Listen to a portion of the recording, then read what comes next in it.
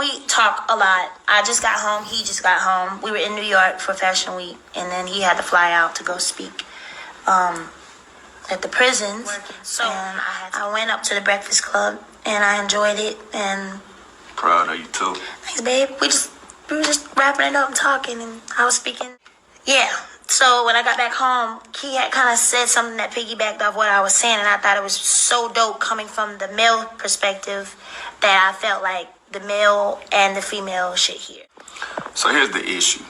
Submission is supposed to be a beautiful song and dance between two lovers. What's happened is men have abused that power. Forgive me, they've abused that gift. And we have been misled to think that it's something where it's a dominant spirit and we own every decision, we dictate everything, we rule with an iron fist. First of all, that's not love. What happens is, in my marriage, let me not speak for everybody, my marriage, I submit daily to the Most High. I stay in my scriptures. I continue to feed myself with things that help me build my character, to reshape my perspective that was messed up in the streets and dealing with different propaganda and programming and things like that, so that I can come to my wife from a pure position. So when I do that and she sees me and she witnesses over time that it's an authentic demonstration, her heart is moved and softened and compelled to submit to me. Yeah. What does that look like? That doesn't mean that I dictate every decision. I don't walk around the house saying what we're going to spend, how we're going to do it. We talk and we build. And I consider everything that's on her heart, her perspective, her position, her philosophy. I'll carefully weave that into my philosophy to figure out what's the best move for this family, keeping all of that in mind. Now, the moment I start to step outside of righteousness and I start to move from a place of emotion instead of analytics, she has every right to snatch that back, because submission is a gift. When she sees me laying at the foot of the Father, she has no reason to withhold that from me. The problem is this: men are not found in positions of leadership handling it with integrity. How you gonna lead your wife if you can't balance a checkbook? If you don't know what's going on in the stock market? You don't have a sound understanding of the finances. You can't create a budget. You don't understand what's going on in the educational system in your community that's impacting your kids. In order to lead, you got to be so far ahead of your family that by the time they come to you with a situation or a problem, you've already dived into it, done your due diligence so that you can give leadership.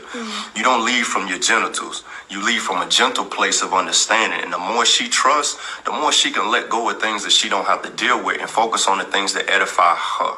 It ain't about money. We both hustlers. It's not about a dollar for dollar thing, because we're one unit. Yeah. If I fall, she falls. If she falls, I fall. Submission is solely about trust. I think when women hear the word submission, we're like, what? Submitting. With my husband, like he said, to piggyback off what he just said, it was what he demonstrated.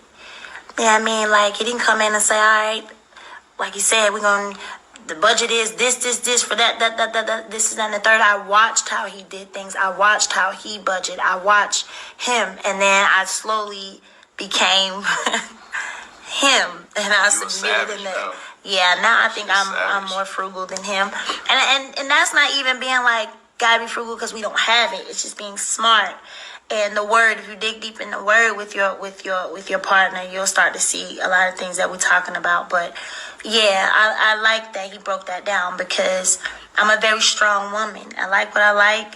I'm very strong. But when it comes to allowing him to cover and lead this home, I sit back and allow him to do that, and it makes me better. Wow, that life. Lead by example. Yeah. You know what I'm saying? If you want your wife to be humble, walk in humility. If you want your wife to forgive, you be quick to forgive.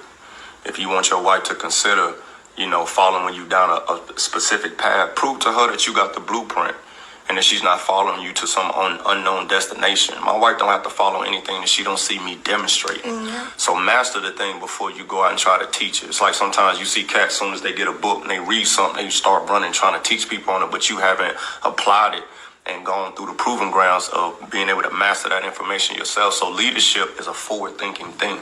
And when you do that, women's natural instinct is going to be to trust, to be able to submit their hearts. But again, this ain't a dominant thing. Nah. And I want my wife cold as me, because if something ever happens to me, she don't like having that conversation. Say that. If something ever happens to me, she need to know how to get that bag. She need to understand where the money's at. She need to know how to ask the right questions. I ain't telling you to ask nobody nothing. You tell them what belongs to you. She can't do that if I'm controlling everything. So my wife needs to be a direct female reflection of the man that I am. Facts. Come on You know, I always said the wise woman once told me, the older woman used to tell me, stop, boy. What up? The woman is the neck and the man is the head. And without the neck, the head can't move. Two heads is just a head, but see how that works. See how that works. So, yeah. And I'm going to end it with this. We ain't perfect and we ain't trying to be perfect. We still growing. And we just want to share that with all those out there that's still growing and want. And get clarity. Don't be trying to twist my wife's words up at the end of the day, because I'm proud of her for standing. They try to do that? Man, whatever, Tom. At the end of the day, we want to make sure there's clarity to what she said and the understanding and be able to hear the force behind what she is saying, so it don't get tangled and twisted. It ain't for everybody. Do your thing. But for women out there who truly desire that, and men who want to step up to the call, we just wanted to take time out, make sure we bring clarity to our demonstration, and hope that it's fruit for you in your lives. And watch how God bless. Straight like that.